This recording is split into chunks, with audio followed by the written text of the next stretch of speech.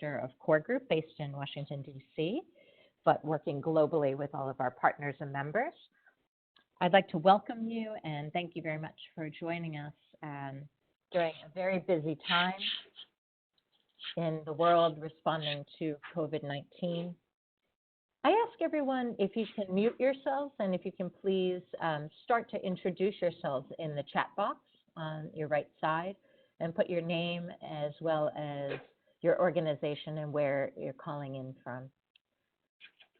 Core Group has been having these weekly calls since the beginning of February, not realizing that it would become such a valuable time for not only networking, sharing some of the information that is emerging, as well as resources. We have been taking actions after each call, either to bring cluster groups together in order to work on different products. And last week we did a needs assessment call as well as sending out globally a needs assessment, and we'll be sharing those results soon. We're almost finished analyzing them. Last week we had about 45 countries on board and over 100 plus participants. So I think we had 600 registered for today, but we'll see where we go. I hope that everybody's safe and your families as well as your communities. This is an unprecedented time for all of us. Many of us are frontline health workers ourselves, and we really, and I know a lot of you on the call are. And so I just want to thank you for your service, and I hope that everyone in our community stays safe. I wanted to first start by giving a brief update on the risk communication and community engagement calls that happen weekly with WHO, UNICEF, IFRC, and other partners. They're really looking at risk communication in this time during the pandemic and how we can share resources. We've been having an active upload of resources on various sectors and thematic areas, whether it be disability, mental health, community engagement, isolation. They're all on the Core Group website under our COVID resource page, so be sure to check all those resources out as well as adding your resources. On the recent RCCE call, there's been a lot of discussion regarding rural communities and reaching them with risk communication, as well as sharing of the different resources and initiatives that are going on. As people share new briefs or new resources, we upload them onto our website. So you can please go there as sort of a one-stop shop for some of the WHO, CDC, as well as the NGOs and governments resources. There's also been a lot of discussion regarding the supply chain, not only PPE, but medicine. And I know there has recently, WHO launched the new CHW guidelines in this for time during COVID. So please take a look at those if you work with community health workers or you are one yourself. And then the supply chain and protection of health workers has come up a lot. We've been having many calls with global partners on how to address that, and a lot of the private sector partners have stepped up also. At this time, I'd like to once again request that everyone introduce themselves in the chat box. You can put your name, your organization, as well as what country you're phoning in from. And I'm going to turn it over to a really great friend and colleague, Magnus Conteh, who works with Last Mile Health and is the executive director of the Community Health Academy. Magnus is also a board member for Core Group. And we are very grateful that with his digital expertise, as well as his strong knowledge of community-based systems and his nursing background, he is the perfect moderator for today's event. So many thanks to our tech colleagues that are joining us today for presentations, as well as our behavior change and social media experts on the call today. And at this time, if you have questions, you can add them onto the chat box, and we will be continuously field them to the presenters as well as the moderator. And if there are any questions that won't get answered, we will collect those and have the presenters answer them, and we will send them out to you. So without further ado, Magnus, I will turn it over to you. Thank you very much. Thank you, Lisa, and thank you for that generous introduction. Good morning, good afternoon, and good evening, wherever you are calling from today. Our Aussie friends will just say good day.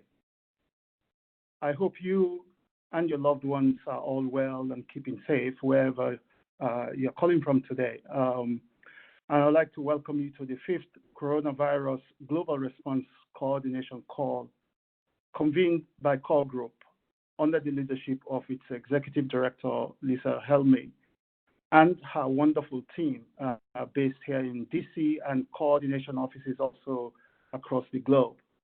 These types of convening are very important for coordinating emergency responses of this nature. Their educational value and opportunities for sharing knowledge, experiences, and collaboration cannot be underestimated. So a big thank you to the Call Group, to Lisa and her team, and all who have made this coordination call possible. So my name is Magnus Conteh. I'm the Executive Director for the Community Health Academy at Last Mile Health, based here in Boston. And I'm a member of the board, as already mentioned, the board of Call Group. I'm also a member of the Global Digital Health Forum and a founding member of the African Alliance of Digital Health Networks. It is indeed a pleasure and a privilege to be moderating today's call, but also particularly saddened to be doing so under the circumstances of a pandemic such as COVID-19. In March of 2014, as you all know, the Ebola outbreak started to engulf the West Africa region and rapidly spread across the Mano River Union countries, Guinea, Liberia, and Sierra Leone, my country of origin. These countries became the most affected countries in the region during that outbreak. In November of that year, I was deployed by my previous organization as health advisor to Sierra Leone to support the Ebola response, a challenge which I was very excited to take up, being a nurse myself, a health professional, and coming from Sierra Leone originally, I felt that I could give back to that country. During my time there, I witnessed firsthand the devastation caused by the lack of coordination, inadequate mechanisms for communication, and inaccurate messages that were being put out, poor contact tracing, surveillance, and a weak supply chain management system. However, I also witnessed firsthand the considerable difference made in slowing down the outbreak through the Herculean efforts that were made by local and national governments, local community members, NGO partners, UN agencies, the private sector, and technology developers, when better coordination mechanisms were put in place and supported by the deployment of digital tools, technologies, and the relevant impact in bringing the outbreak under control was quite evident. The deployment of digital technologies supported the use of mobile phones to make simple phone calls via satellite technology across national, regional, and district level coordinating bodies, something which sometimes we take for granted until you find yourself in low and medium income countries where the connectivity is very poor. Digital technology was also deployed for disease surveillance and reporting, referral and counter-referral mechanisms, contact tracing, supply chain management, data collection, aggregation, analysis, and visualization, all of which significantly contributed to getting to zero. I subsequently led my organization's involvement in one of the Ebola vaccine trials in Sierra Leone, where we deployed biometric technology for identification, including fingerprint and iris scan technology for registration of trial participants, and the use of mobile phone technology for sending automated reminders to participants for clinical appointments during the trial. Today, in 2020, we are in the clutches of a pandemic, COVID-19 outbreak, as you all are aware. So this global response coordination call, therefore, is focusing on digital technologies and their current use in the COVID response. So here is the question. What contribution can the use of digital technologies make in controlling this outbreak and hopefully getting to zero? To answer these questions, we have a panel of experts and organizations that will present their technology solutions, platforms, and applications, and share with us all how they are being deployed for the COVID response. We have a total of 9 presentations that have been assigned to 2 groups of 5 and 4 to provide rapid presentation or rapid fire presentations for 5 minutes each. And I would just like to appeal to presenters to please keep to the time, as we have very limited time for all of these presentations. At the end of each presentation, we will pause for 20 minutes for questions and answers. And during this time, I will pose questions to the panel of presenters. Some of these questions will be selected from the chat room that you as participants will be posing in the chat room. So please post your questions and comments as the presenters make their presentations. I've also invited the presenters to attempt or try to address some of these questions in the chat room. At the end of the presentations and Q&A sessions that will follow, the final 20 minutes of today's call will be allocated to general discussion, during which I will invite some of you to comment on what you've heard from the presentations and or pose questions to the presenters. Finally, I would like to ask you again kindly to turn off your mics so that we do not have any interruptions or background noise during the course of the presentations. With that, I'd like to invite the following presenters to present to us their work, their technologies. And first up is Ahmed Arali, Core Group Polio Project in Kenya, using pre-existing CBS e-surveillance for COVID-19 surveillance in Nairobi. Ahmed, over to you. Thank you, Magnus.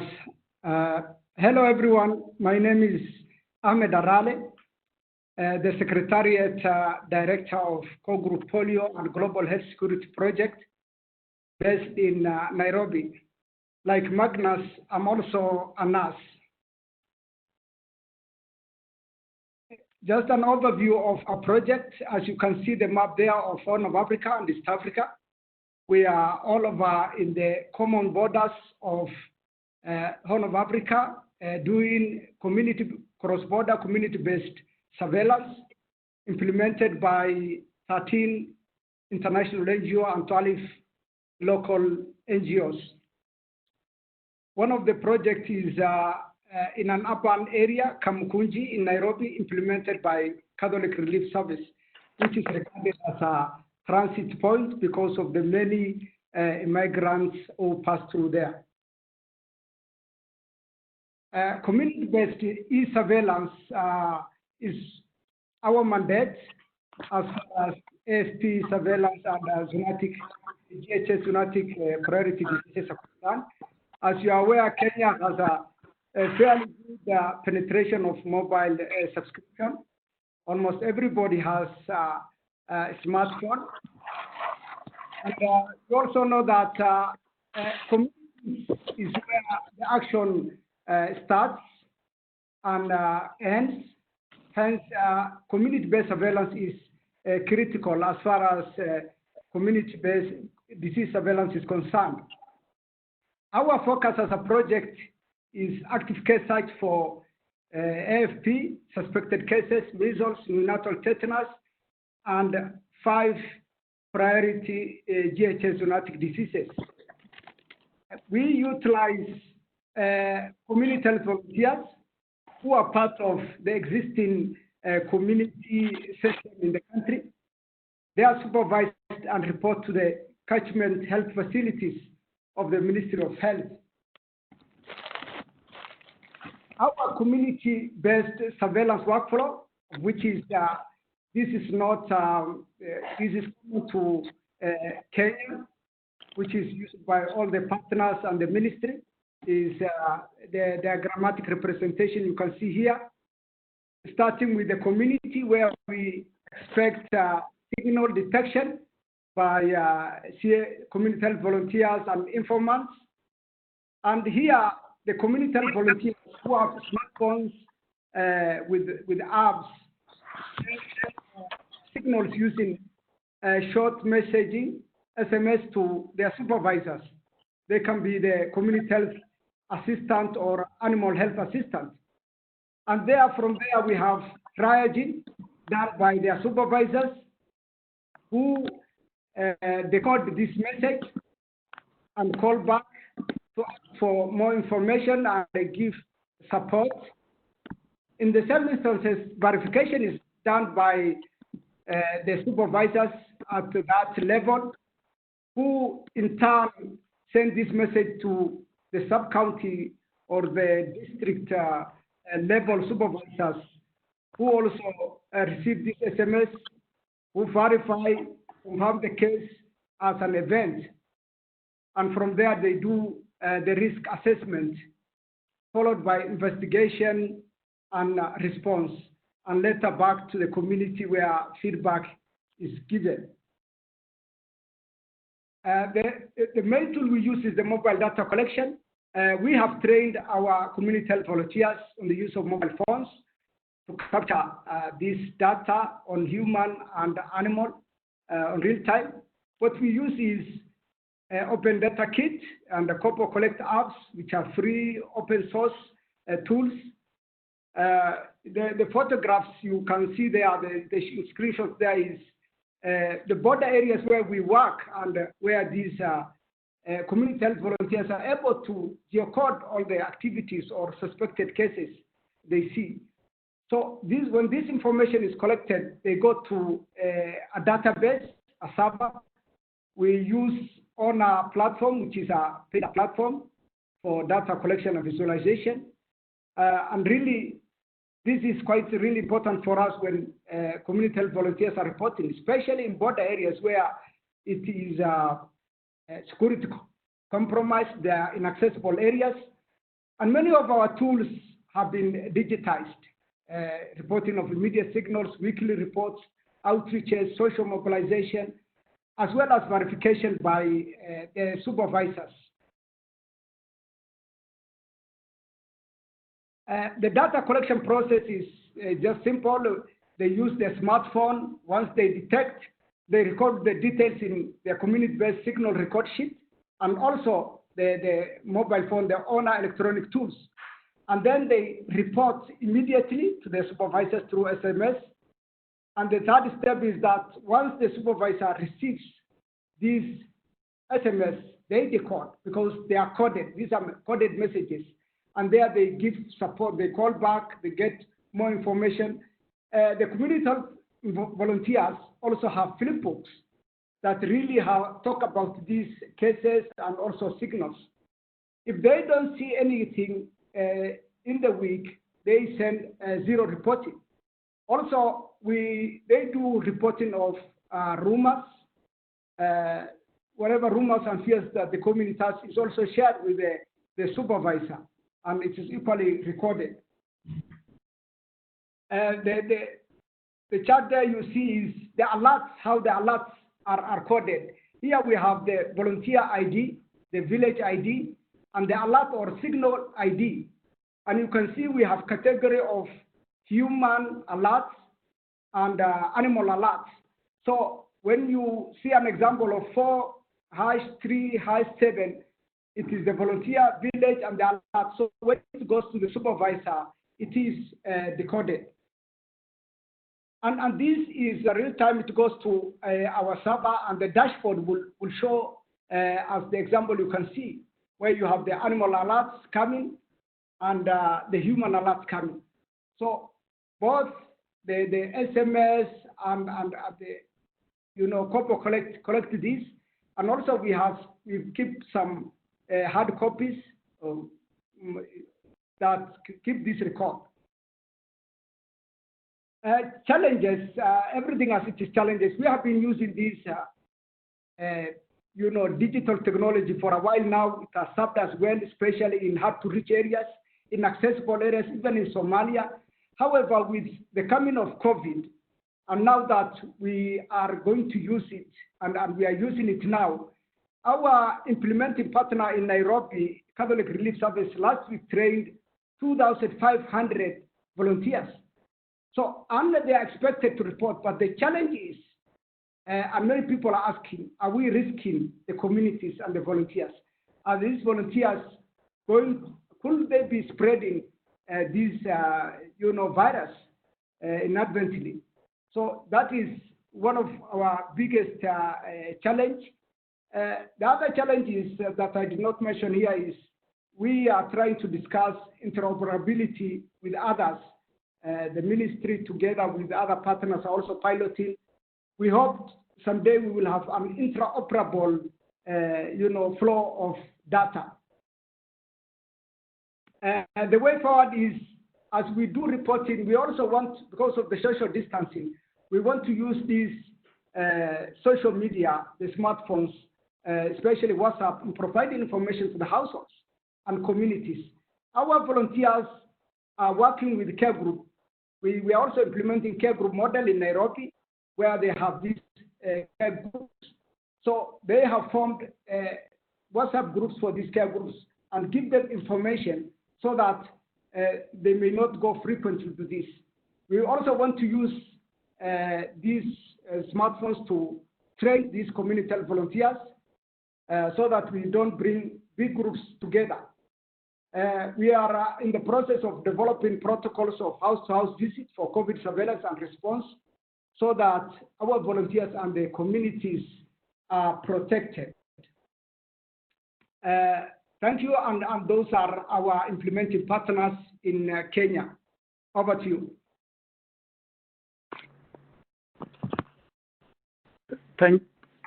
Thank you, Ahmed, for that great presentation. We will hold back on any questions until we finish this first batch of presenters. I believe we have Adele on this call now for USAID. If it's possible, I would like to invite Adele to present next. Magnus, I think they're going to go fifth because all the slides are together, okay. The first four, and then we'll put theirs up. Great. Okay.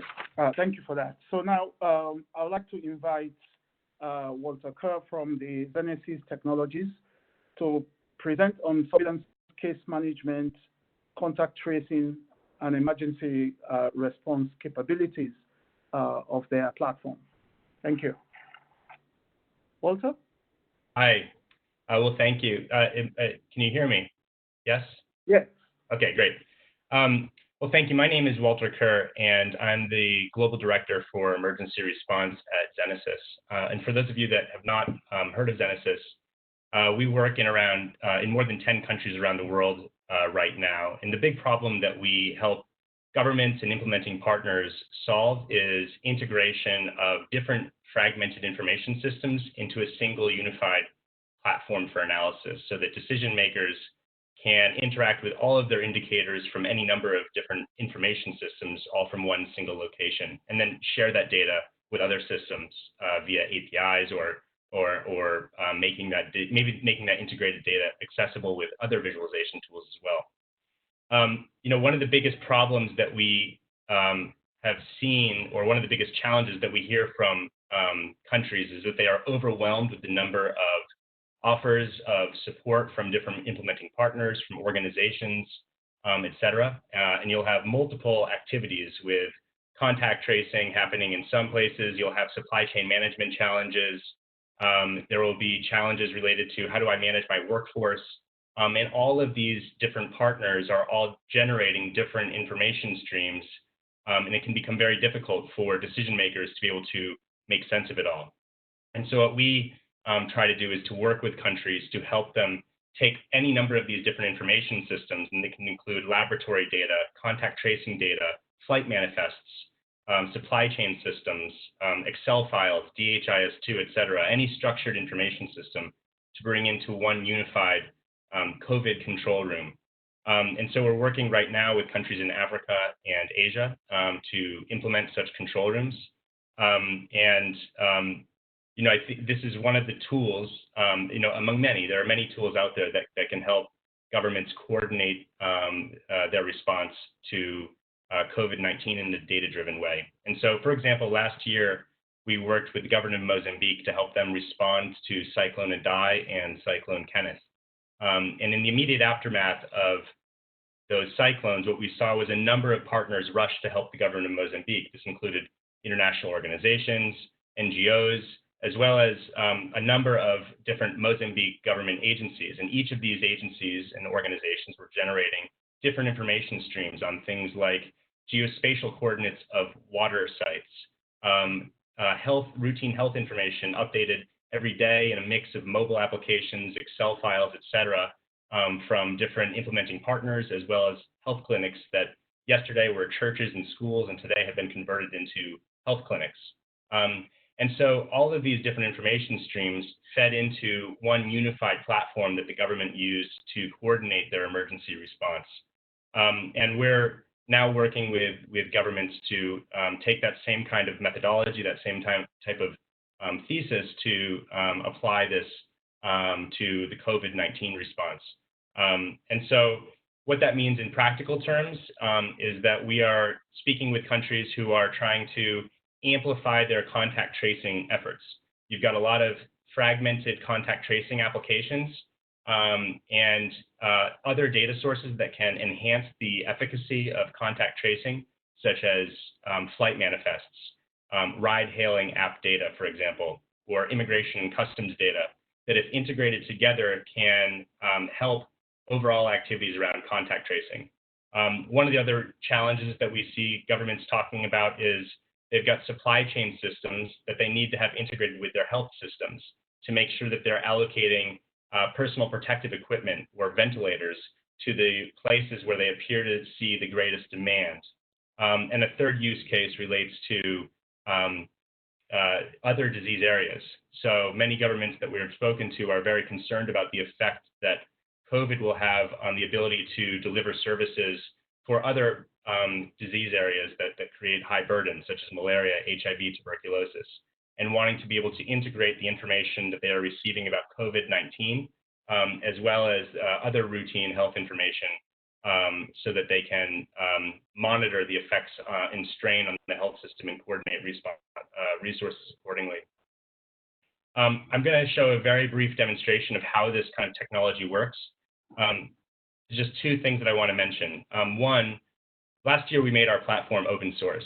And one of the benefits of doing this is that we can now work with and through implementing partners to implement this kind of technology to help governments integrate their information systems, and then have another organization actually manage this with us to help the governments manage their response in a coordinated way. So we're happy to talk to governments as well as to implementing partners that are already on the ground working, because there are mechanisms where we can work with both.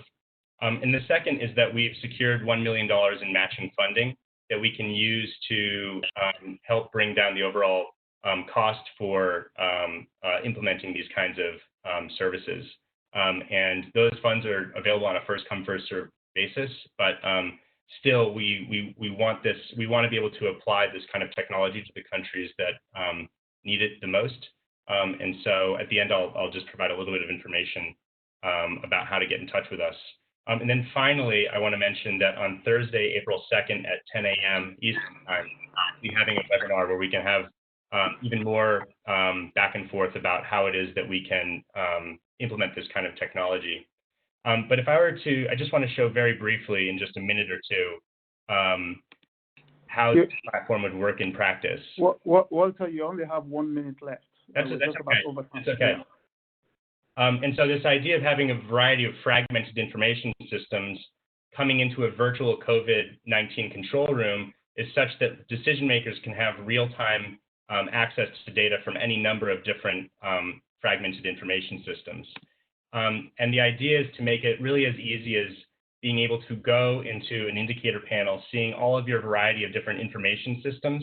So if we wanted to look at pneumonia, for example, and right now we're looking at data from the open data portal, DataSeuss, and we can see data from from where vaccines have been distributed. We can see data about the number of hospital admissions as a result of pneumonia. We can see death registry information as a result of pneumonia, financial cost to treat pneumonia. Or we can go and look at population data and then disaggregate this information on the fly or combine it for analysis in novel ways. And the goal here is to be able to combine the different information systems so that decision makers can go ahead and then begin to make decisions in a data-driven way with the benefit of all of their information in one place and not fragmented in a variety of different information systems. And so with that, I'll conclude just because I understand that we've got limited time here. You can contact me directly at walter@zenysis.com or go to zenysis.com for more information, but otherwise happy to stick around to the end for questions. Great. Thank you very much, Walter. And most certainly the coordination function and interoperability, open source, and partnering with government, these are all very important attributes in terms of the solution as well as the way we collaborate and work with other partners and governments. I would now like to invite Niranga Diyanarachi from Sri Lanka Ministry of Health to present on DHIS2 integration and surveillance for COVID. Niranga, over to you.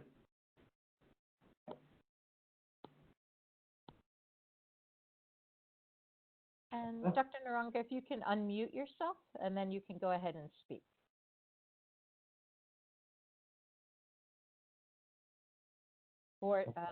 Okay, great, thank you. Yeah. I hope everybody can hear me. Yes, we can hear you. Thank you. You're right. Thank you. Okay. Right. Before going into my presentation, I would like to just to mention now Sri Lanka is a small island in Indian Ocean. We do have a very robust public health sector, including disease surveillance. But for last many years, although we have been good in implementing new digital technologies, disease surveillance has been more or less paper-based, but the system is very robust. So this time, when the COVID pandemic activities started in the country, the sort of response activities started in the country, it was mainly on paper. But then we wanted to augment and increase efficiency of using data to make response activities. So for us, basically, this was an opportunity where people got together for a single aim, where intra and extra ministerial sectors collaborated, and also there were expertise pooled together. With that, we thought, as previous presenter mentioned, like it's not just one data source, but there are many data sources to make decisions upon. So in that case, what we've done as the ministry, we got together the related sectors, like for example, the ICT agency of the country and then different ministries. So we started looking at the problem from where it should arise as ports of entry, and then of course the quarantine centers, where we opened up more than 30 quarantine centers to quarantine people coming from risk countries. But then the Ministry of Health had the disease surveillance system in the middle, which actually tried to integrate with ports of entry system coming from Immigration Ministry, immigration department, where even the flight manifest is integrated into DHIS2. And then the hospitals where cases are managed, we had the DHIS2 component for case management. And same system supported the community response to do active surveillance and then also carry out certain surveillance activities at the community level.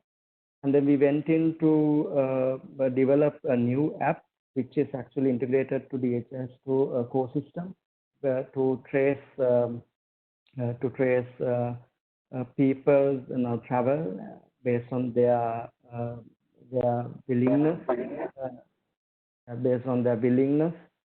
to trace the places where they have gone. So likewise, it has been a total integrated effort. And then we started this in January, and then some of our work actually be translated into the global package as well in DHIS2 metadata package. And then to let you know, the DHIS2 has been in operation for many years. Even the reproductive health system goes in DHIS2. So the consensus to use DHIS2 was agreed upon from the very beginning. Then it was not just one case management component, but as I said earlier, all the related response activities were pulled together, even the resource management of hospitals. But this is not the supply chain. This is the demand side of the resources.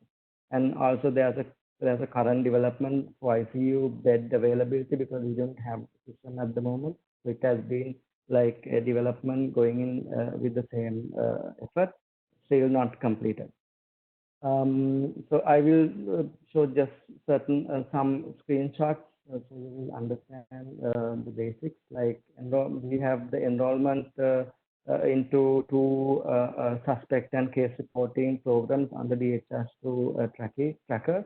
And then metadata pack, we use the original metadata pack and then did some customization according to our needs, epidemiological needs. And then this is something that we added to the current core. I don't know whether this is in the DHIS2 repository, but in our development, we went into develop this case dependency and contact tracing component, where each case and the suspect or the case relationships can be illustrated. Furthermore, we went into integrate tower details, tower information, where people have traveled based on their telephone tower details. So we developed this tool inside DHIS2 to track them. And then it can be, as you can see in the down ribbon, you can actually increase the width of the day. This is integrated into the system, and we got the necessary approval to do this. And also, as I said earlier, quarantine centers were increasing in day by day number. The center wanted the aggregated data on them, so we have incorporated this aggregated data form to capture quarantine information. But now, actually, 2 days back, the quarantine centers want to move the person-based data tracking. So we are in the process of developing that component. And the resource management, as I said earlier, to capture demand only, not the supply. Basically aggregate. Yeah. And then we went in to develop this integrated mobile. Dr. Naranga, we're running out of time here. I'd appreciate if you could summarize. Thank you. Yeah, okay, thank you so much. And so for us, it's basically main integration into immigration, telecom tower, and the app. And then there are a few developments into the core. So this is the work that we have done. It's in different levels of implementation, but we are confident it will augment the current process. Thank you. And you can see the content. Yeah. Thank you very much for Dr. Naranga for that excellent presentation and for the government leadership that you are demonstrating in coordinating various partners' response, but also supporting integration of solutions into the DHIS system to ensure that all important data is captured for decision making. So thank you for your leadership. I would now like to invite Ashley Tellman, Jason Ressman of IDEO to present on COVID Communication Inspiration Challenge and crowdsourcing. Thank you very much. Hopefully you can hear me and see me okay. So Open IDEO is the open innovation practice of global design firm IDEO. If you've heard of human-centered design or design thinking, that is very much what we do and have helped put out into the world. Open IDEO, as the open innovation practice, is able to launch challenges that engage creative problem solvers of all types around different creative briefs. Last week, we launched our first COVID response challenge, and we expect to launch several others. And we're looking for partners who have needs or any sort of asks or even just suggestions of challenges of ways that we can help. We can move on to the next slide, please. Great. So this first challenge asked our community and people around the world around what information are they seeing and how is it resonating? There were 3 different opportunity areas about sustainable and equitable access to information, inspiring and uplifting each other, and thoughtful preparation. Really, our process begins with understanding the needs and behavior and emotions of people so that we could design around them. For behavior change campaigns, this is especially important. And before we started doing any sort of design, we wanted to do some listening and really understand what's resonating, what's effective, what's not, what are the gaps. You can see that we received a lot of response very quickly. In less than a week, we received over 700 submissions, over 26,000 visitors, people from dozens of countries, almost 100 countries, and also over 400 comments. The range of participation was quite broad, from people that work deeply in health to people in the supply chain, to scientists, to nurses, to business people, really from all types. And we're going to look at 3 insights and inspirations from the content that we've received. The first is this idea that what's most forwardable is often not the most credible, is we often forward information that is inspiring, exciting, intriguing, uplifting, and not necessarily from the most credible authorities. And so there is this tension that we need to keep in mind. And as we design credible information, we need to think about the emotional response that it will convey, because when it elicits positive emotions, it is often more likely to be forwarded. The second is around the need for contextualization and translation. So much information is coming out. There's a lot of different efforts to translate, both for language and different contexts. And what we've noticed and heard from our participants is that translation is needed, and yet it often comes with spreading misinformation. So when things are translated, either to speak to a local context or a different language, some of the meaning can be lost. And so we need systems for verification and validation, because there's a lot of group translation efforts happening right now. The third is the idea of making the invisible visible. This is both in terms of, well, the virus itself is invisible, and so much data is as well. And so there's all sorts of imagination around how do we try to make the invisible visible. You see the example on the left of understanding what 6 feet of space for social distancing can actually be visualized. And then on the right, I love this image, understanding which parts of the hands are often missed when you were washing, because you obviously can't actually see what is on your hands if there is a pathogen. We will be sharing more insights from this challenge on a webinar and through a report. Please sign up on the link below. We are also considering several other types of challenges, and we've been working with our CEO and top leadership and plan to launch a series of COVID response challenges. If you have a need for creative support, whether it's from designers or startups or business people or artists or makers or engineers of any type, please let us know. Or if you know other organizations or partners that might need the creative input of people from around the world, this process is especially good at bringing in diverse perspectives and people who have never worked before together and designing a clear pathway for collaborative innovation. And yes, we absolutely can support in Spanish as well. I will paste in more information. Please feel free to get in touch by signing up on this form or by contacting us directly. Great, fantastic. Thank you, Jason, for that excellent presentation. And also the attention that you and your organization are paying to human-centered design, making sure that we are developing the solutions to address the needs identified with the user in mind. Thinking about the 9 principles of digital development and ensuring that we are not developing solutions and then finding the problem, but developing solutions to address problems. I also appreciate your attention to contextualization and language translation and maintaining the integrity of the original messaging so that we don't have a message that is lost in translation and we end up causing more harm than we intended to.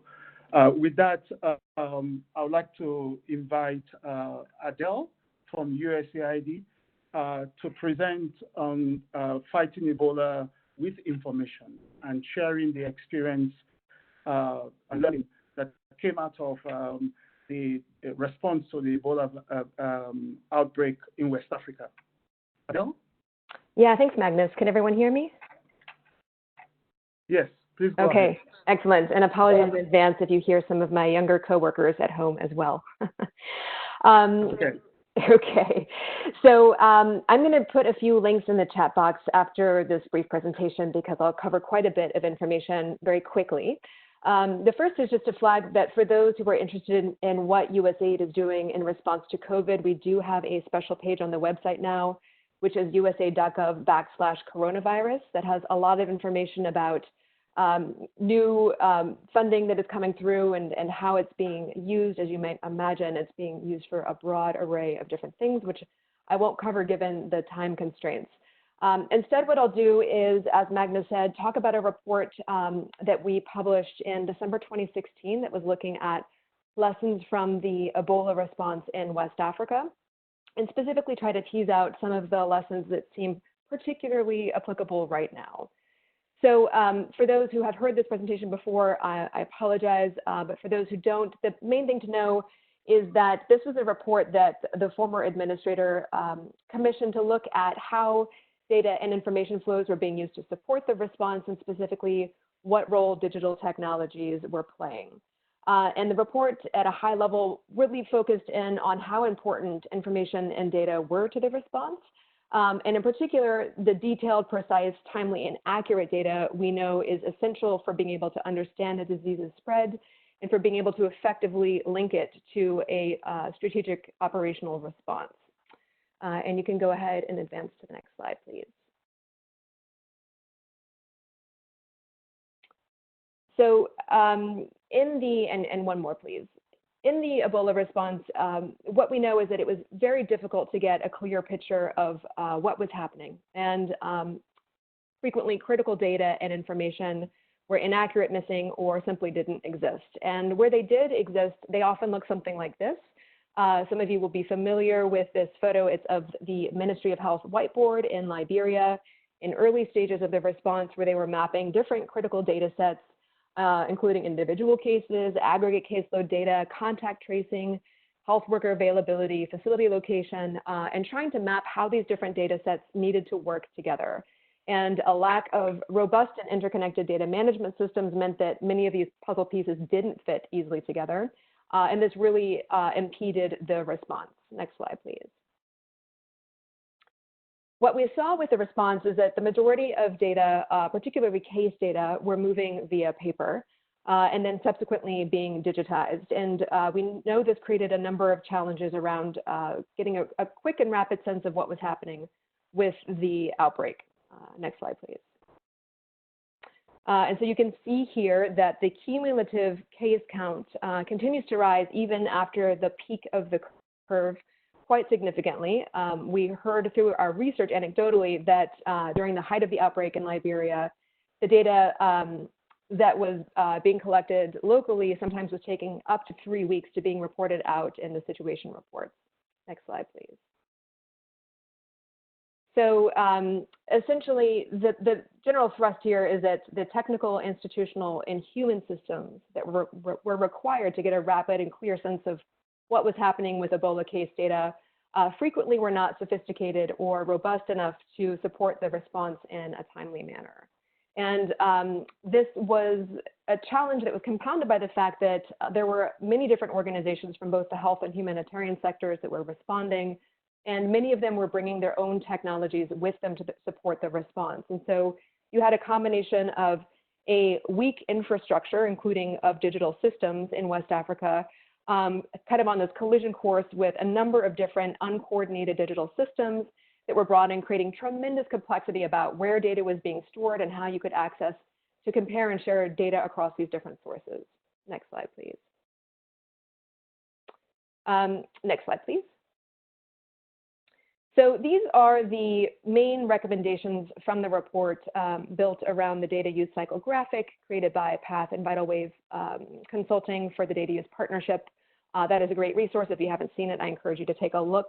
What I'm going to do is deviate just slightly from the slide to point out that USAID at the beginning of this week shared out a draft version for consultation of a new policy document called the USAID Digital Health Vision. It's the first time that the agency has policy around the way it makes its program funding investments into digital technologies that support global health programming. And it identifies 4 key priorities. And I'm going to just quickly cover these now because I think they're relevant broadly, but also in the context of what we've learned from Ebola and what we should probably be thinking about in relation to the COVID response.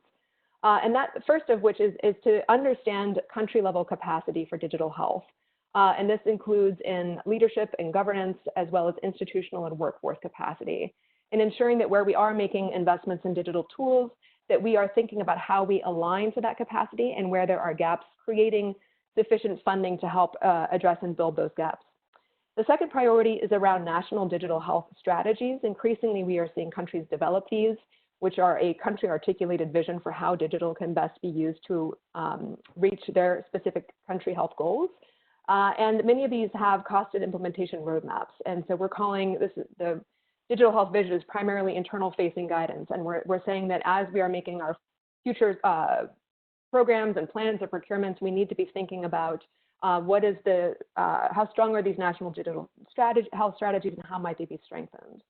And then the third priority is around digital health architecture, which can be an organizing framework, including through the use of standards, to make sure that the way we are investing in and using these digital tools can be used over the long term by the country, are part of the country's plan, align with their policy and regulatory environments, and are sustainable for the country. And there's going to be a little bit of difference between what we would do in a general course and what we need to be doing in a disease outbreak, but it doesn't change the importance of understanding and in every case possible aligning to these national digital health strategies and national digital health architecture. And then finally, the fourth priority is around global goods. And this includes both content knowledge product global goods as well as software tools.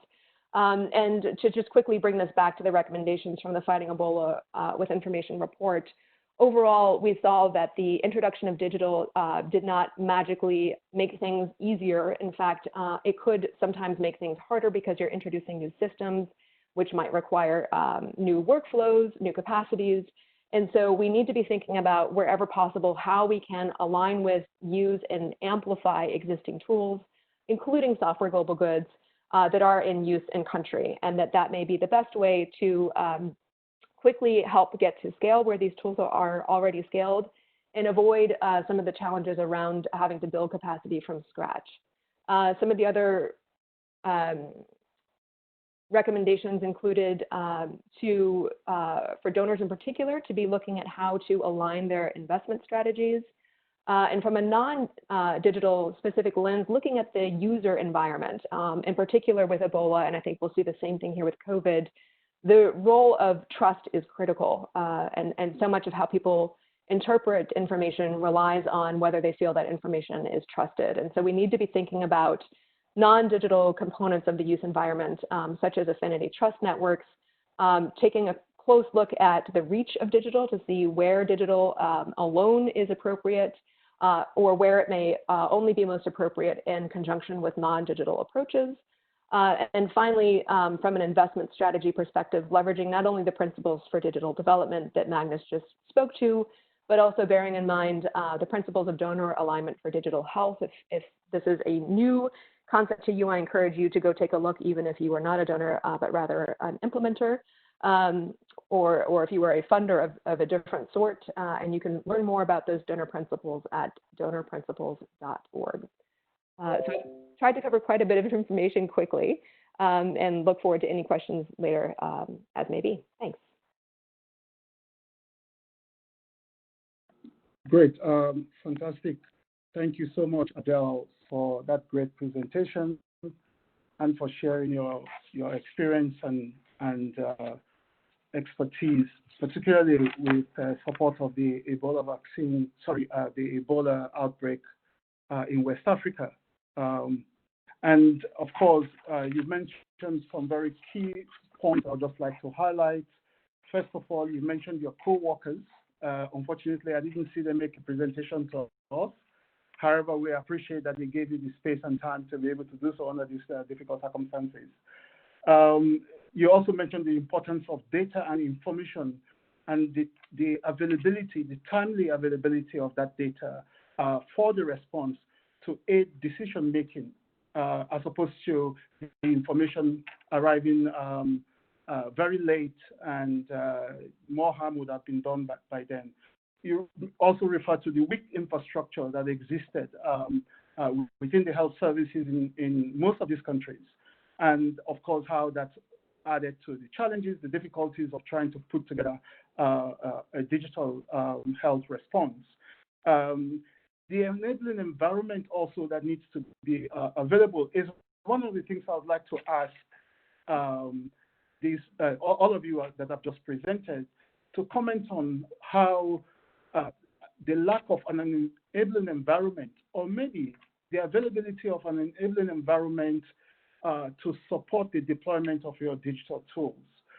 Critically also, Adele, you mentioned donor alignment with the funding that is required to support this type of response, but also building resilient health systems that are important to be able to withstand shocks of this nature when there is an emergency outbreak. So first of all, I'd just like to thank all of you that have presented so far. We are now moving into the Q&A session. In the interest of time, I'm going to reduce this Q&A session to 10 minutes so that we can catch up with time. The first question I would like to ask, and any one of you that have presented, I welcome you to answer this question. How can you ensure that in deploying these digital tools and solutions in support of the COVID response or any emergency response does not end up causing more harm than good? Any takers from the presenters?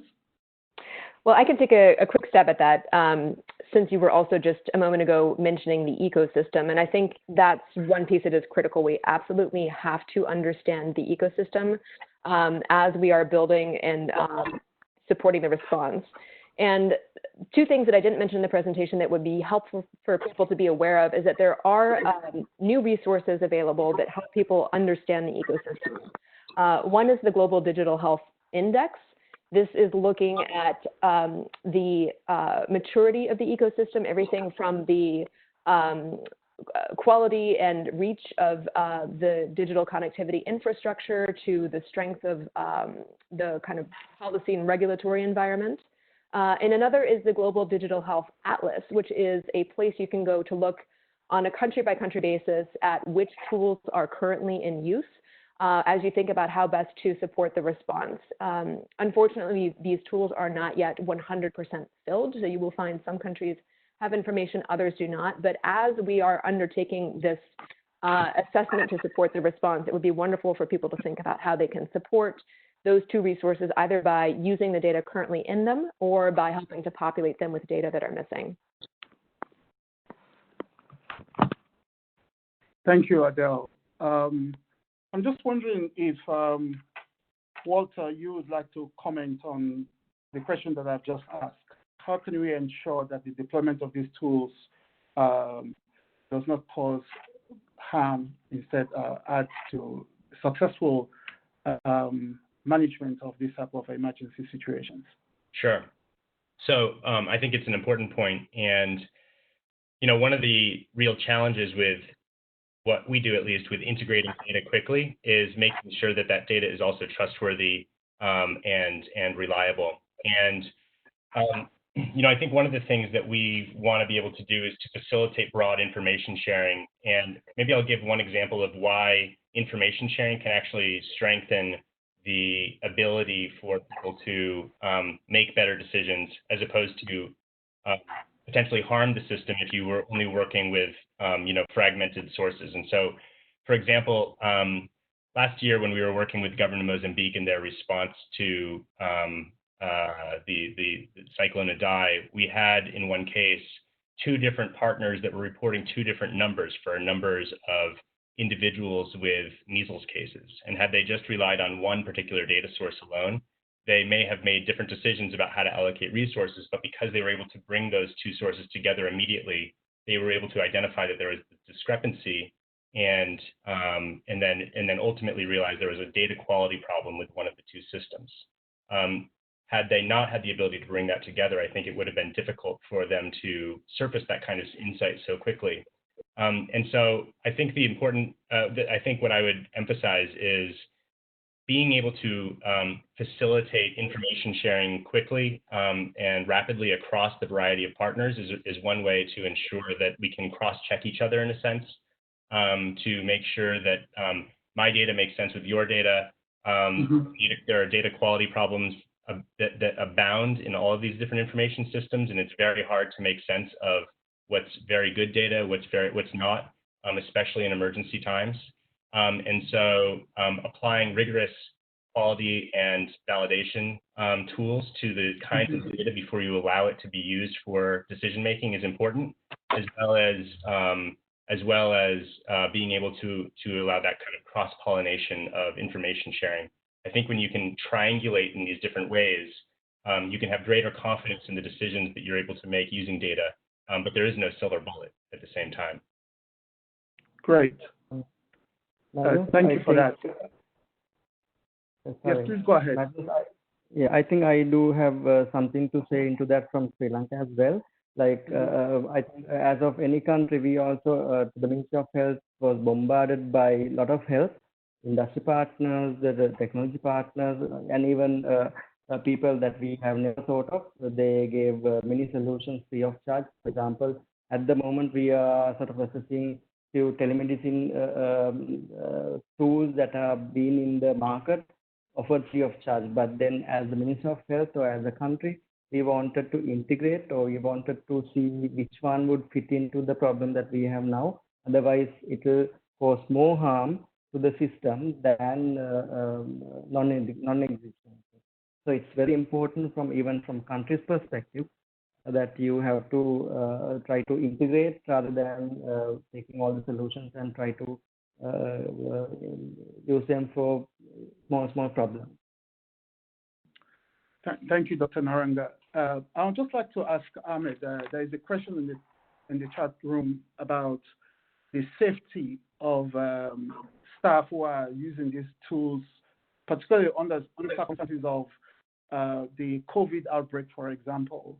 How are you ensuring that the staff, you mentioned briefly staff safety. I'd just like to give you a minute or so to speak to that question. How are you ensuring safety of the staff who are going out and collecting data or using your tool?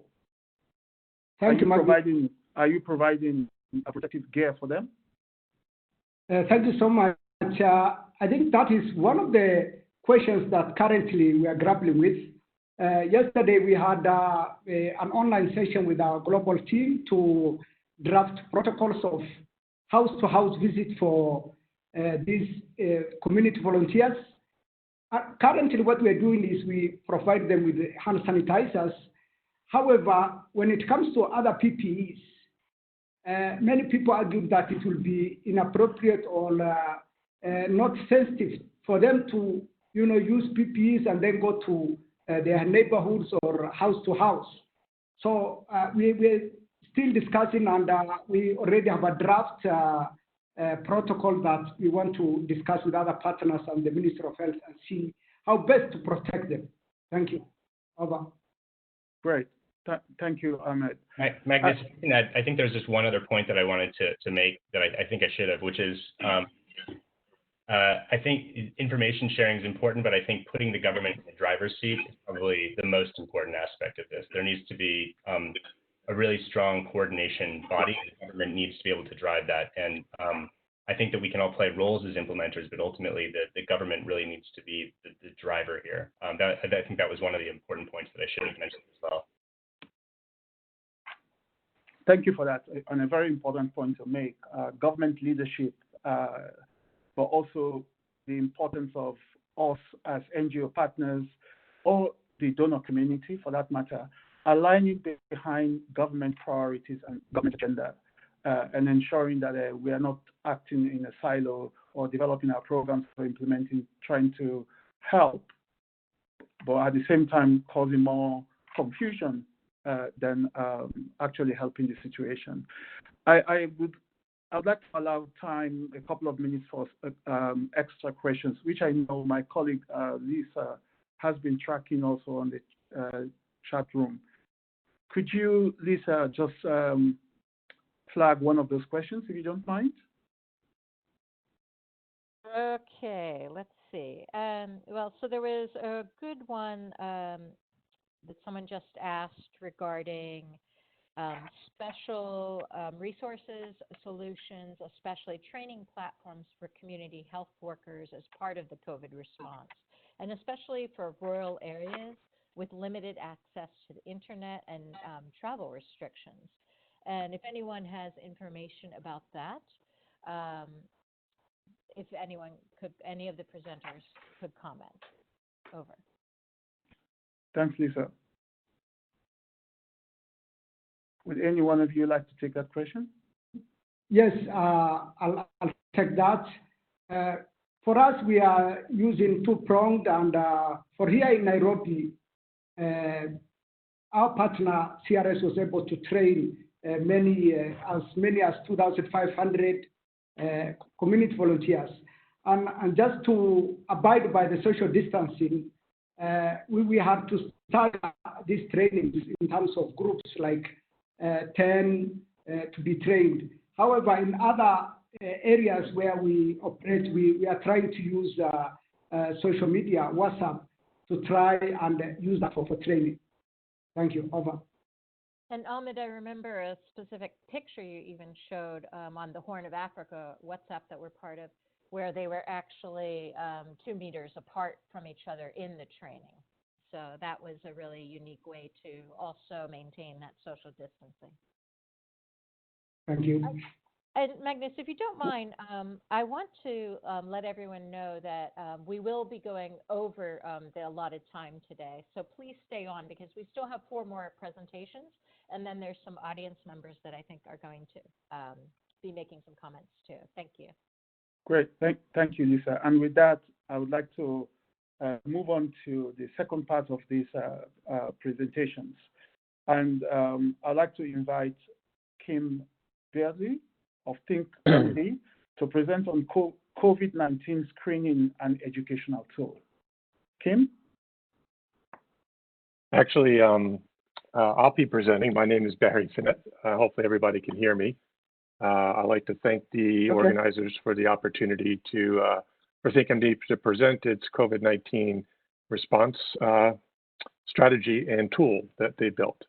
I am a pediatrician. I'm an ER and critical care pediatrician, as well as a co-founder of ThinkMD. and a professor of pediatrics, University of Vermont.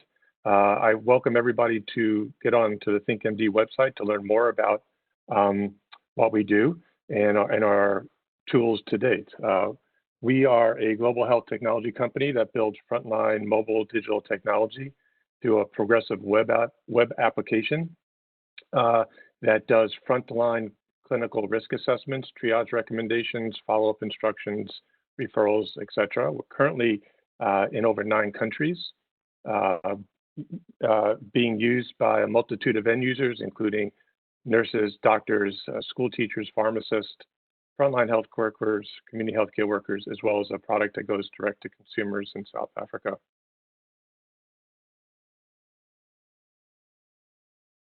As everyone knows, the real immediate problem with the COVID-19 response is not only the ability to do a dramatic expansion of testing and support of the primary and secondary tertiary healthcare delivery programs.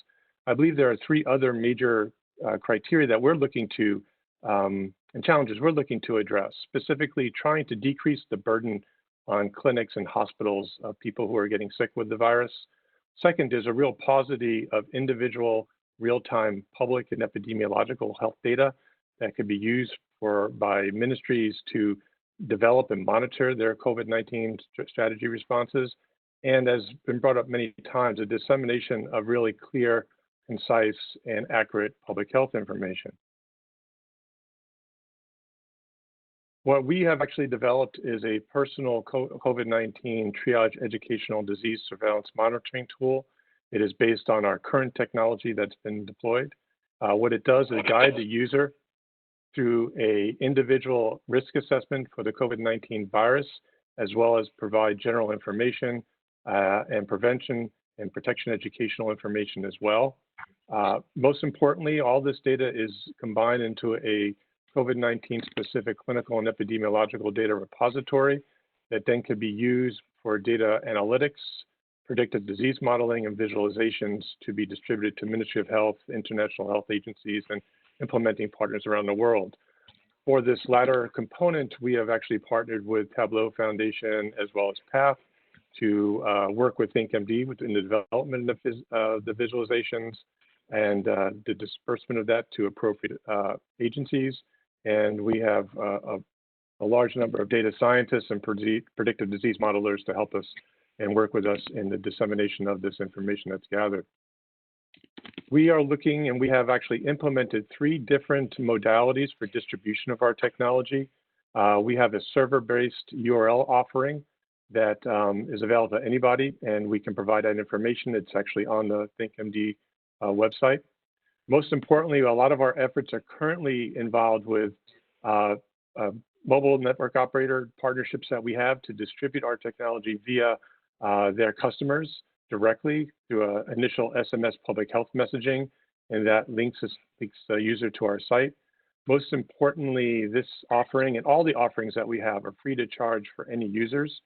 Even the mobile network operator offering is called 0 rated. So any user who decides and would like to utilize our tool, can do so free of charge.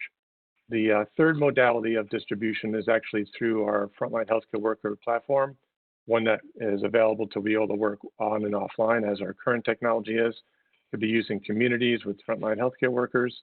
And that would allow not only the COVID risk assessments, but actually added clinical risk assessments specifically for pneumonia based on our current core technology.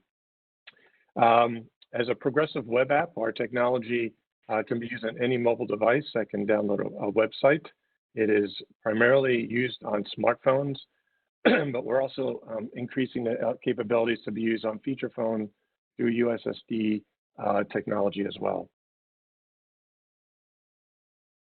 To give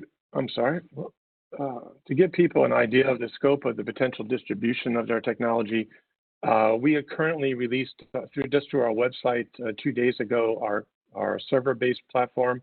It's already been captured and utilized in well over 30 countries in just 2 days. The plan for distribution through a mobile network operator, Mundia Media, is in place and will start by the end of this week.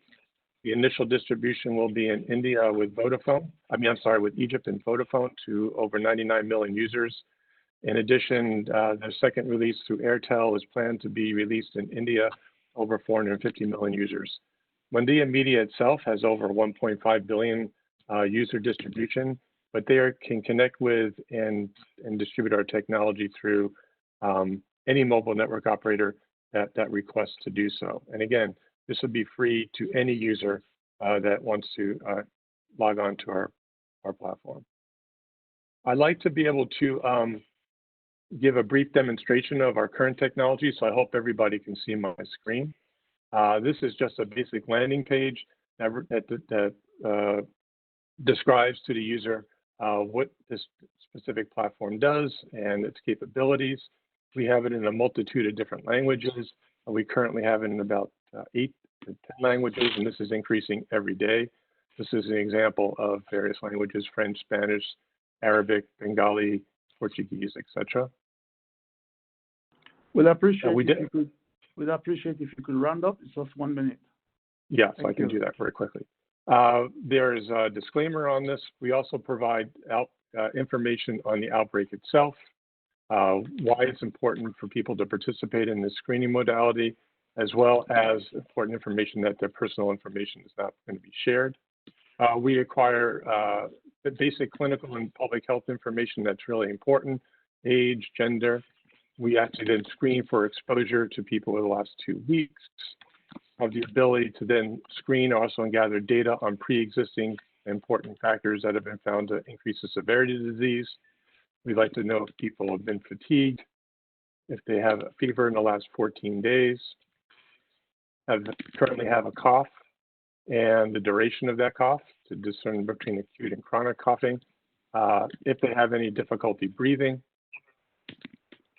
as well as other symptomatology that's been associated with the coronavirus. All this data will be captured, stored. It works through our algorithms to give the user an assessment whether they have none, some, or many of the clinical symptoms associated with the virus.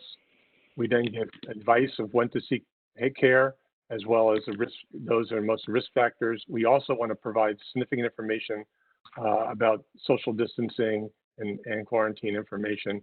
And then we can add various things about WHO protective and preventive measures. And then we recommend that people have a new assessment as much as they need to. This page also has the ability to link to any type of sites in the government and be customized to governmental sites or national or international sites of information and triage. So I'll stop there. Thank you very much. Well, thank you for this great work and the demonstration that you've just showed us. But also importantly, the collaboration with mobile network service providers to increase the reach and distribution of your work and making this information freely available as well. So thank you. Next up, I'd like to invite Jillian Javetsky and Anthony Connor from Dimagi to present on a scenario ComCare template application and resources. Jillian? Great. Thank you so much, Magnus, and thank you to the core group for having this event. It's critical, especially as we're trying to get solutions out as quickly as we can. So like Magnus said, my name is Jillian Javetsky, and I'm the Chief of Staff at Dimagi, and I've been working with our Office of the CEO to work on our COVID-19 response. And sorry, the slide, there we go. So for those who don't know ComCare, we developed a software platform called ComCare that enables non-programmers to build digital health applications for a variety of different use cases. We estimate that about 10% of all Canadian health workers in low and middle income countries are using ComCare today. On the right-hand side, I have a list of some use cases we've seen that ComCare has been used in outbreak response. Most of these will have been used during Ebola outbreak response efforts. And during that time, Dimagi was involved in working with 15 organizations on the ground there.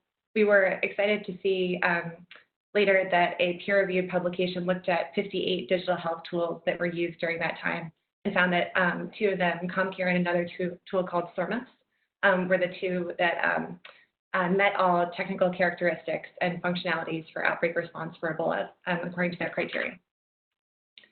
So I'm including I know we only have a few minutes to go through this, but a website in case anyone wants to just look at all the information that we're publishing around our COVID response efforts right now. And then I'll also share it in the chat as well. The main things just to share with everyone here in terms of resources for organizations is that we are giving pro bono subscriptions to all COVID-19 related projects. So please, if you go to that link, you can apply through a pro bono subscription. Another thing which we are very, very grateful for is we've had some really generous funders provide funding to us so that we can quickly deploy template applications based on leading clinical protocols from the WHO and the CDC to get out to organizations as quickly as possible. So we just launched a contact tracing template application. We have some more coming down the pipeline, and we just launched those in different languages actually last night. In addition to that, on the website, you'll see lots of documentation, videos that we're freely sharing. And in terms of what we're seeing with projects, we're seeing a lot of projects that are popping up on our platform for COVID-19 response. Two that are interesting is we saw a state government in Nigeria was able to launch a ComCare application in 24 hours by being able to build it. And right now they're going through their second tranche of trainings. I think they happened yesterday. Another area which is very new for our company as well is we're also getting a lot of interest from domestic healthcare systems here in the United States where I'm based. So in California, in the United States, there's been a lot of COVID-19 cases that are popping up in the San Francisco area, and ComCare is being used in one and now about a second one as well, healthcare system in that area. So it's been interesting to see how here in the United States, we're also leveraging lessons we've had from building technology that's primarily used in low and middle income countries. So this is, again, a lot going on, and I see the formatting is a little bit off, but I'll send out this link after as well. This is just to give a sense of we're trying to get out tools as quickly as we can to organizations so they can quickly adapt these and get going and using them. This is to give a sense of where we have tools that are available right now for different areas across the phase of COVID-19. I think one thing that's just important for anyone to know is when building solutions, we're looking at, even in the case of California, just a fast need to rapidly adapt solutions immediately. So in that case, we started building a solution with them for contact tracing, and very quickly within a week, they said this is no longer something we need because we're assuming that about in 6 weeks, half of the state of California will have COVID-19. So we've moved that to then go down to the next phase. So that's something that's just important to consider when choosing a solution. For us, we also recognize that there are some things that ComCare is good for and some things that aren't. So I think one thing just to keep in mind, just in terms of looking at the different phases is when we're looking at this one phase around when there are a huge number of cases and it's sort of at the peak with in-hospital management, I think at that point we're assessing whether any technology, especially ours, would be useful at that point, or if the real critical areas will be in a lack of supplies in other places. But that said, there's still a lot of things that you can do with technology. So right now we are actively trying to build new template applications to be used at all phases of the response effort. So that includes rapid remote training for community health workers, facility readiness and supply chain tools. And then separately, we also recognize that at some point for a lot of countries, mobile applications will probably not be as useful, and we need to integrate things with SMS. So we're already doing this in some of our projects where we have an integrated mobile app, web app, and SMS system. But especially as the virus starts to progress, we're going to be needing to do more remote monitoring using SMS. So that's something that we're looking at as well. And that was rapid fire. I know we're almost at the end of the session. I want to give other presenters a chance to go, but I'm including my email in case people have questions. I'll drop the link to the website as well. And then just a final note is that we do have some limited funding to provide direct implementation support for organizations. Like other organizations on here have mentioned, it's on a first come, first served basis, and we're trying to figure out a good way to help as many organizations as we can, but please feel free to email me and we'll see what we can do. So thank you again for this opportunity, core group, and yeah, thank you.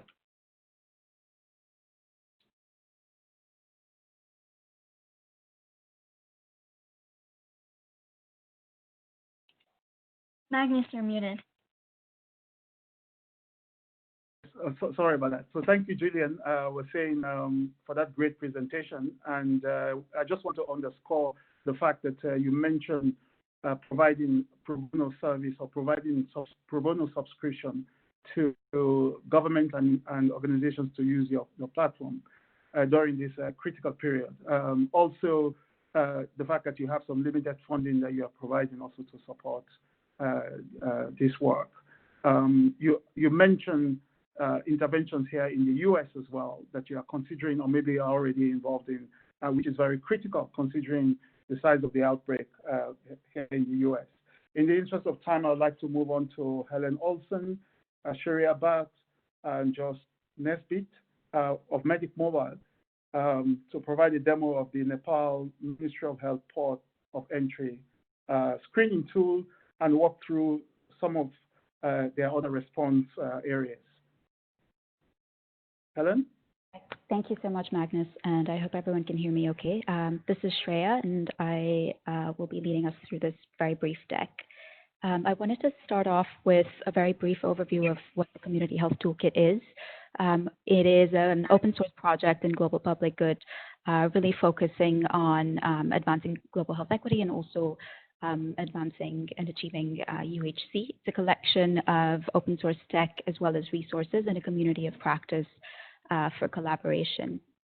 Medic Mobile serves as its technical steward, and we are a nonprofit organization that has been building open source technology for the past decade.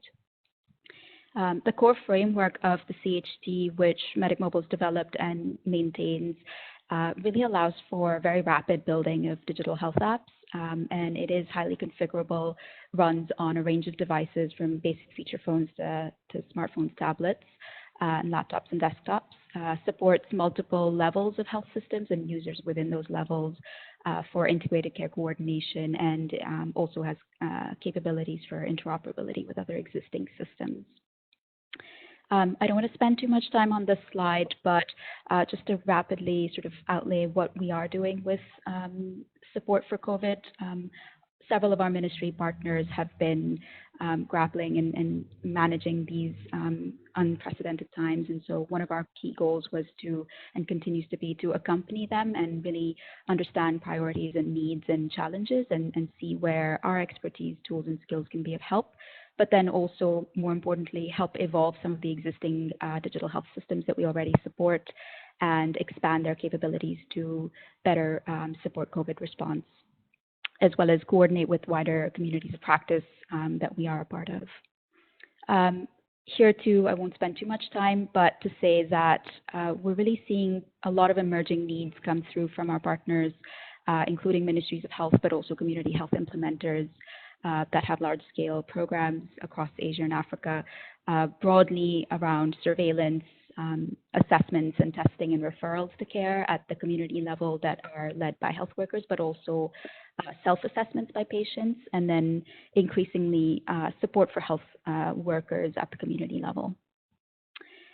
So the port of entry screening app is a tool that I wanted to talk really quickly about. This was a CHT app that we built at the behest of MOH in Nepal.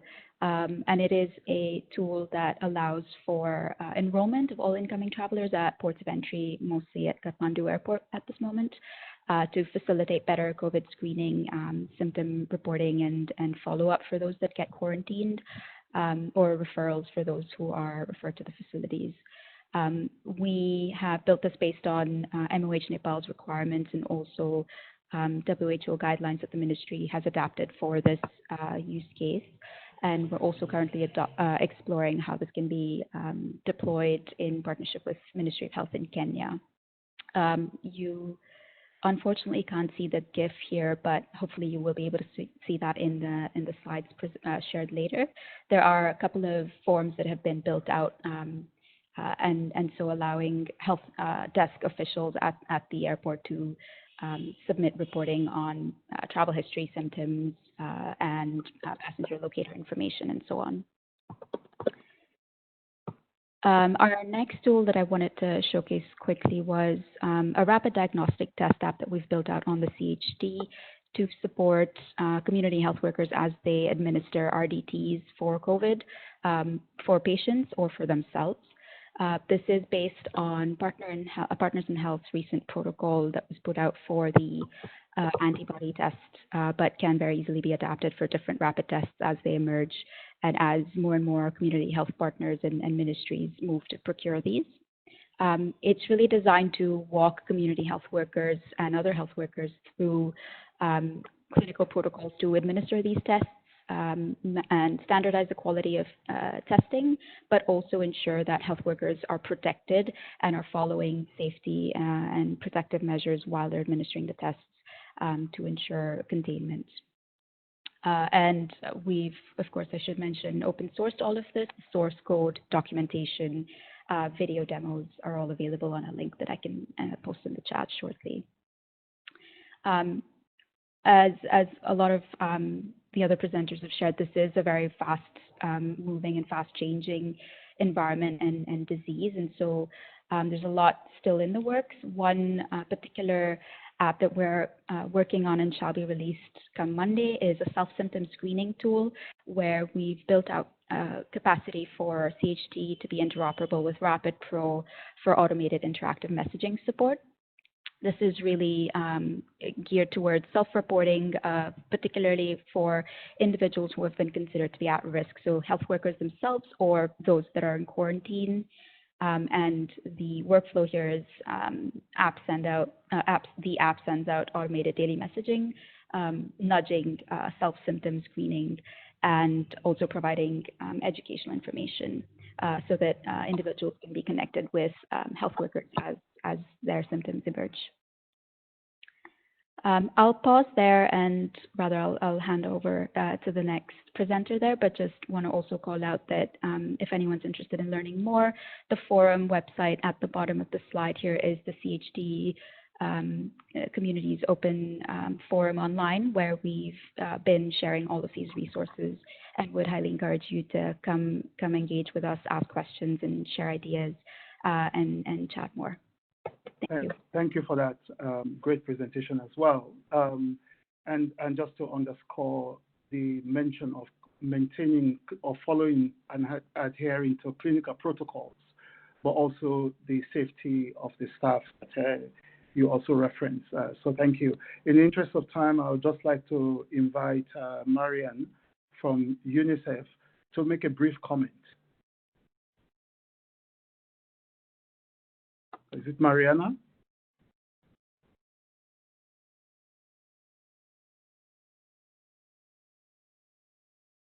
Lisa, do you know if we have? Maybe she left. They were going to comment on afterwards, I think, on some of the work that they're doing, but I don't see her on the thing now, so maybe she stepped off. Okay. But go back to BBC Media Action. Okay, that's a pity. But in the interest of time, as we're already over time, I'd like to invite our final presenter, Yvonne McPherson, BBC Media Action, a good friend of mine, way back 8 years ago, to present on digital tools and social messaging. Yvonne? Thank you, Magnus. We at BBC Media Action have been creating COVID-19 content for about a month now. In all of the countries where we work, we have existing audiences across a range of media platforms, from TV, radio, to various social media. As a result, we pivoted quickly to respond to their need for information on COVID-19. We naturally started in the Asia region with a grant from H2H. We have been producing social media content in these 6 countries. The reason for focusing on social media is due to the speed at which we could get content into the public domain, as well as social media's propensity for circulating myths and disinformation. Our partners in this effort are Translators Without Borders, Internews, and Evidence Aid. We have followed WHO guidance on what specifically to communicate about the virus. We have 2 broad approaches. First is to create content that is generic enough, in other words, not racially or culturally specific, like the image you see here, that can be shared across Asia and easily and quickly adapted for any country or language. The second approach is to create country-specific content that, for example, might deal with a more localized rumor or use local music or social influencers that would resonate with a specific audience. As you might expect, Facebook is the most popular social platform on which to disseminate our content. but we're using other platforms too, such as YouTube, Twitter, Instagram. This is a screen grab of one of our youth-focused Facebook pages in Cambodia. The video on the lower right of a woman with outstretched arms is a humorous take on hand washing. It has almost 40,000 views in just the last 6 days. We have many other examples of content with hundreds of thousands of views, signaling that there is demand for this type of content. We are making all of our content freely available for any partner or any platform to disseminate, including local ministries of health. We are also working with other parts of the BBC that create digital content in multiple languages to share and disseminate each other's work. The next phase of this work is to scale beyond these Asian countries, specifically to the Middle East and North and Sub-Saharan Africa. Though in these regions, we have been doing some COVID content thanks to some pivoting of existing work. We have much more work to do on understanding the impact of our social media content. We want to do more around learning and analyzing using social listening analytics and other methodologies to track the online chatter and impact of our work. In this next phase, we are also going to build in more automation. For example, in creating information services on messaging apps and using bots.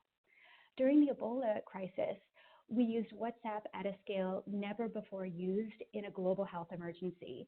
We used it daily to connect to our 25,000 subscribers in West Africa, and we're currently exploring replicating this for COVID-19 in select countries. We appreciate the WHO's WhatsApp COVID service and believe localized services producing more creative, shareable content would help to address some of the ongoing misinformation occurring on that platform. For content for community health workers, we are prepared to pivot our mobile health training academies that we're currently delivering at scale in India to also include COVID content. Finally, we are planning for the time when the information shifts from simple hand washing and social distancing messages to addressing the social, economic, and psychological effects of COVID-19. And here we have a number of ideas, including web dramas. Whatever we do, digital will be a key dissemination and community engagement platform. Thank you.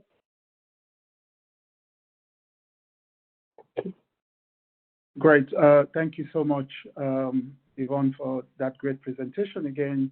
And of course, the mention of the sort of adaptability of your content and cultural sensitivity that is also maintained. But also, you mentioned the psychological well-being of people who are affected by this type of outbreak and your attempts to address that as well. Thank you so much. And let me thank all the presenters so far. We are still trying to manage the time. So I'm going to invite very quickly a representation of the Special Olympics to give us a quick remark. Hi, everyone. My name is Jamie Vallis. I work for Special Olympics. If you're not familiar, Special Olympics is an organization that provides year-round sports training and athletic competition for individuals with intellectual disabilities. What this really looks like is about 6 million athletes from 193 countries and over 291 events happening each day. Although we're considered a sports organization, we are working in this health space as well, as all of you are. And today I've been asked to share our newest e-learning module related to COVID-19 that was specifically designed for our Special Olympics community, including our athletes. Before I do that, I just want to speak briefly to the health disparities that individuals with intellectual disabilities face and why this was an urgent need for us to develop. Individuals with intellectual disabilities, on average, die 16 years younger than their peers. That's not necessarily because they have a disability, it's because the barriers to equitable health care. So recognizing this data and COVID-19, we know that our athletes and individuals with intellectual disabilities may be at higher risk for negative outcomes related to COVID.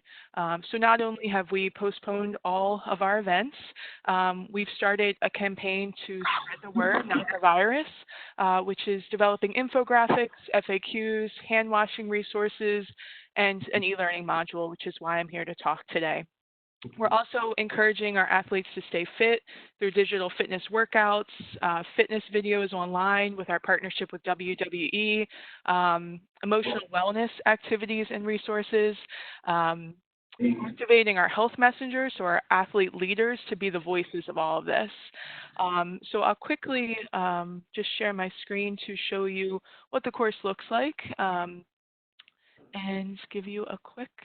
Jamie, if you can maybe wrap it up very quickly because oh, sure. we get to the questions. So, okay, yeah, sure. So what this course covers is what is COVID-19, the symptoms, how it spreads, how you can protect yourself, and then we cover some of our hand washing resources, and then staying healthy and fit during this time, inclusive of not only the fitness resources that I've already mentioned, but also our social and emotional resources. So in the chat, I'll quickly type the address. It's a free course, so we encourage all of you to share it.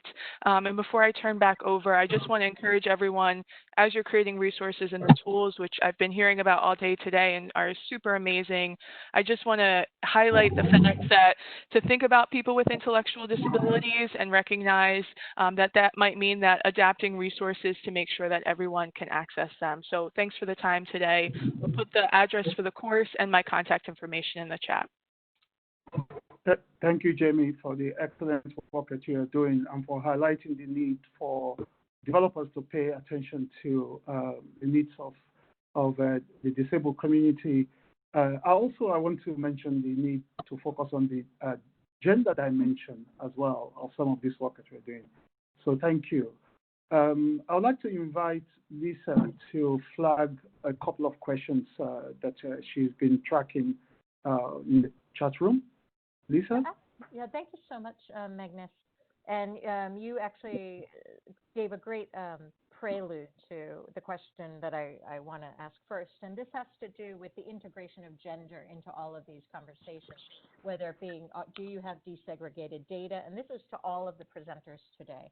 And how are you ensuring that you're having a gender transformative approach to looking at any of these tools, data, social media, contact tracing, et cetera? So I'm opening it up to the four most recent presenters, and then I have two more questions after that.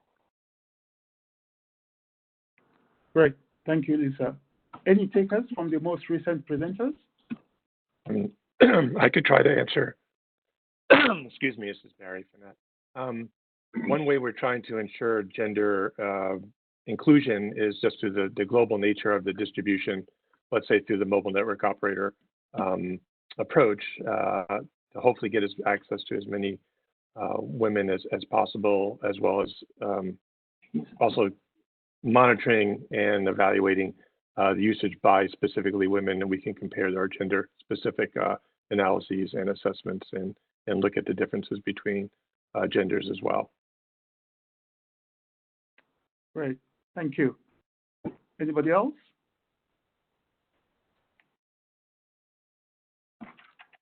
Of the most recent presenters of the second group?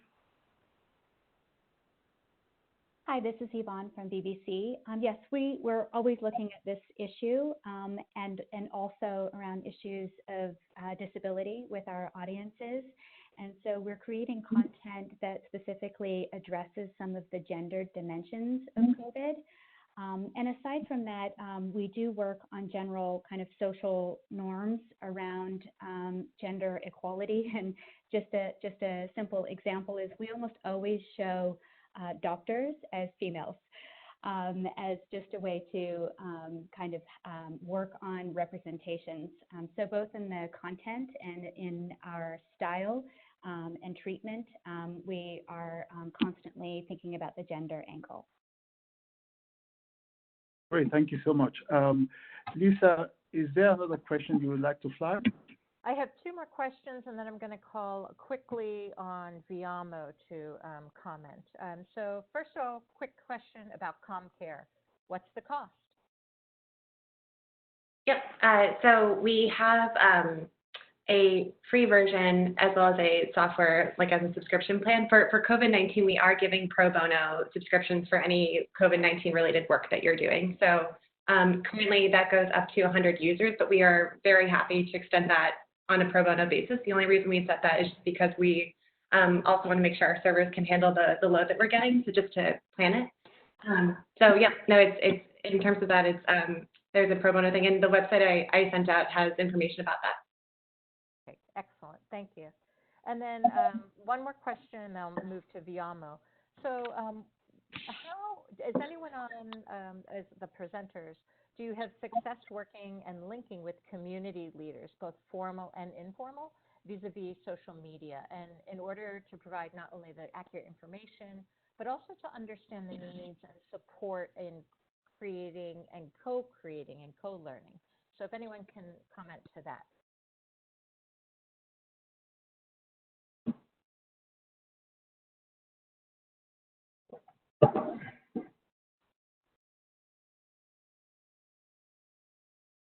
I mean, I can. This is Yvonne again, and apologies. I was also reading the question, which I'm also going to answer around radio, because I did want to make this point. Somebody asked the question around reaching older people or people who aren't, who are very much at risk, but who aren't on social media. And I chose to focus the content of my presentation on social media because the theme of this was digital. But I would like to underscore the point about how important some traditional media platforms such as radio are in this. And so absolutely would agree with the question around the importance of radio for reaching some of the other more difficult to reach groups that aren't engaging with social media. Sorry about that, Lisa. And yes, and then to the question around community leaders, when we're making more long format programs, as we did in Ebola, it was really important for us to bring representatives of the community on discussion programs to make sure that their voice is heard and to make sure that the content is addressing community specific realities and needs, and having community leaders of influence help to address some of the more difficult attitudes and behaviors and norms around a particular health issue. So again, at any point, involving the community should be at the center of any communication response. Thank you for that, Yvonne. And I'm going to quickly turn it over to Stephen Meyer from Viamo, because they have an important part about inclusion of non-smartphone users. So very briefly, Stephen, and I think there's a lot of interest, and there's some folks on the line as well as UNICEF and others I had to drop off, that they want to actually have a second round of these for another call. So we'll make sure that we do that. That's what we're hearing from the needs. So Stephen, very briefly, over to you. Thanks so much.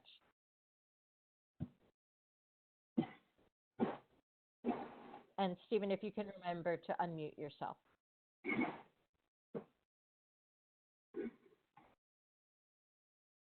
Okay. Stephen, you can unmute yourself, please. I see that you're on. Avani, can you maybe unmute him? Stephen Meyer.